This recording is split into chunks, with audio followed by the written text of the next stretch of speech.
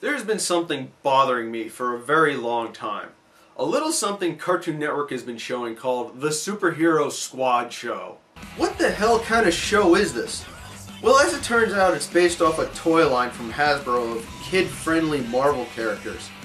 It seems someone in Canada decided this concept will make a great show. Every time I see it, I still can't believe what I'm looking at. But let's back up a second and take a reluctant, closer look at this abomination. But first, to soften the blow of my rage, we're going to talk about a few things that are good about this show. First off, it has a legit plot. It's cliche and it's probably been done 100 times before, but it's still legit. Dr. Doom gets a hold of some ultimate weapon called the Infinity Sword. Iron Man tries to stop him. Their struggle causes the sword to break into fractals. Now both sides are in a race to recover them all. What I want to know is how exactly does an ultimate weapon just shatter like that? But there I go trying to make sense of this madness. Another thing is that a lot of Marvel characters show up in this show. I like seeing lesser known characters share the spotlight for once. I was hoping Marvel would create something equivalent to DC's Justice League Unlimited, where they bring in every character they can find to kick some ass. Well, what's the old saying, careful what you wish for? Well, this is what we got, and that's about it for the good parts. And since reviewers are more fun when they're raging, let's talk about a few things that are wrong with this show. And I mean a few things, otherwise I'll be here all day. First, let's talk about the character design. Almost every character in this show has the same shrunken, bulky, muscly look about them. Even the female characters.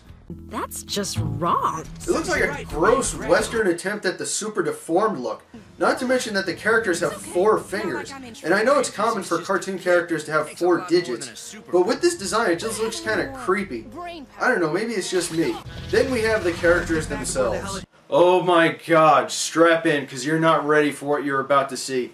Let's take a look at a couple of them. Let's start with Iron Man. He's voiced by Tom Kenny. Where have you been? The fractals are the remnants of the most powerful item in the universe. Does that name sound familiar? He's voiced a certain other cartoon character. SpongeBob.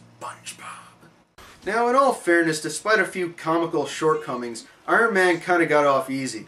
But there's one thing that really bothers me. Why does the mouth hole on his iron helmet move when he talks? I know Tony Stark is a genius, but I don't think even he can pull this one off. Besides, it just looks stupid, and to make things worse, Dr. Doom's mask does the same thing. Speaking of Doom, he's voiced by Charlie Adler. Then make yourselves useful. Attack the Great Wall and clear a path into the city, while the heroes are distracted by this chaos! You know, Doom is one of Marvel's biggest and most badass villains, and they've reduced him to this cartoonish level. It pisses me off! Not only that, but he's got the standard 2 scatterbrained cartoon henchmen. MODOK, one of Iron Man's villains, and Abomination, one of Hulk's villains. And that's it. Occasionally they have other villains helping them out, but other than that, this is your main cast of villains. Where are all the other great Marvel villains? Well, back to the heroes. There's Thor, who's often made fun of for being a pretty boy, so they made him a pretty boy. Why are you all looking at me? It's because I'm fat, isn't it? The brawny son of Odin be not delicate, yet it will take a fortnight or more to wash out such odious corruption from mine hair. Then there's Falcon. I'm not really familiar with his character, but he seems a— Whoa! Hey! Ha ha! Hey! Kids show, remember? What are you doing, Falcon? Hey, it is not like that. Whatever, I'm not here to judge you. Wait a minute. Yes, I am. You're sick and your ways are wrong! Chickens have been marrying for love. Doctor Strange makes an appearance, and at first he seems alright. Except he has Tourette's syndrome. Welcome to my Sanctum Sanctorum. Sanctum Sanctorum. Sanctorum Sanctum. She's out by the seashore! Who is she, anyway? I never met her. Come on! He has been reaching into this world, Trying to locate the infinity fractals. Dormammu, sole la mattina. Florojaka, Dormammu. Oh! I like a little breathe, please. No, he hates the singing. Next we got Wolverine. Kid-friendly Wolverine. And that's all I gotta say. Wolverine is voiced by everyone's favorite on-the-spot voice actor, Steve Blum. Hands off! These things got some seriously unstable juju. You never know what they'll do. Okay, let's rock and roll. It might also interest you to know that Steve also did Wolverine's voice in the series Wolverine and the X-Men. Make this easy on yourself. Surrender. That's funny. I was just about to tell you the same thing, bub. Now that's Wolverine. I don't know what happened to this version of Wolverine. I mean, he doesn't even use his claws. Well, he does, but it's for stuff like this.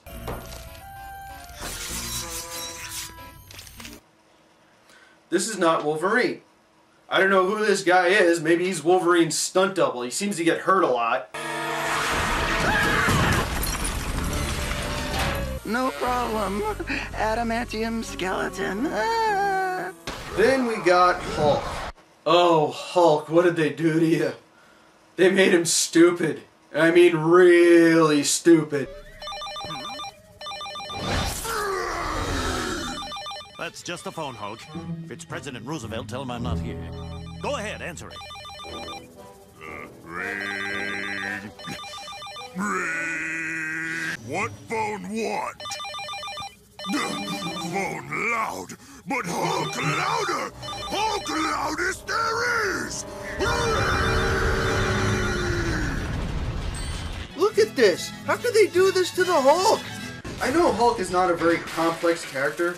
Bruce Banner maybe, but not Hulk. Even though he still deserves better than this. Like, watch this scene.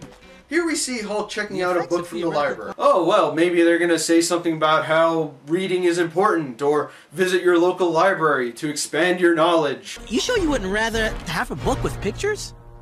Blech. No pictures. Pictures taste blech.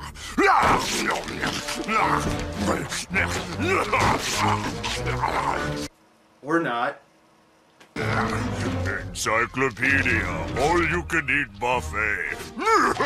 You know, as bad as all this is, and this is where things get a little personal, it's nothing compared to what they did to my favorite character, the Silver Surfer. They made him talk like a surfer. Is that what humans mean by an extreme sport? So these tunnels allow water to carry things away. Cosmic. My thanks, Johnny Storm. Do not fear, my teammate. I have a plan to use his own power against him.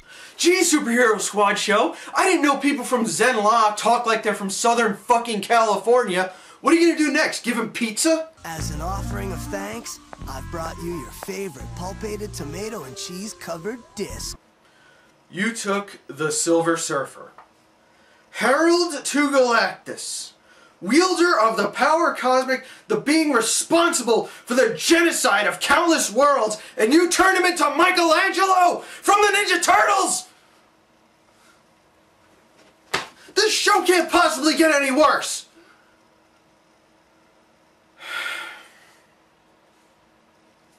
I shouldn't have said that. Firefighters, as your mayor, I must inform you, I was using this section of the Great Wall to store packing material. It's very flammable. Why, Stan? Why would you do this? I know you like to make cameos, but the ones in the movies were funny. I laughed when you played Hugh Hefner in Iron Man. But this, why would you lower yourself to this? And I'm starting to think that his mind is no longer in mint condition. Is this what you want to be remembered for? This steaming pile of a cartoon? And you know what? It's not the kid-friendly aspect I don't like. I don't have a problem with shows being kid-friendly, but it has to be done right. Take Teen Titans, for example. It was often lighthearted and funny and kid-friendly, but it got serious when it needed to, allowing an older audience to enjoy it. But more importantly, the kid-friendly aspect didn't destroy the integrity of the characters. See, to me, a low rating, like a Y7 or a G, suggests that it's a show directed toward a younger audience, like maybe an educational program to help young minds become well-rounded adults. Not something dumbed down that was good to begin with, which just begs the question, why was this show created? Who was their demographic? What were they thinking? Why me? That's that. Now, before I go, I want to leave you with something, my loyal viewers, even though this is my first episode. There's a lot of crap on TV, like the Superhero Squad show. And it just keeps getting produced and produced and produced and produced. And you know why? It's because people watch it. It gets ratings, so they just keep cranking that crap out. So, do the world a favor. When crap comes on TV, turn that shit off. Don't give it ratings, don't support it, and eventually it will go away. You know, I guess one person can make a difference. Enough said. Words to live by.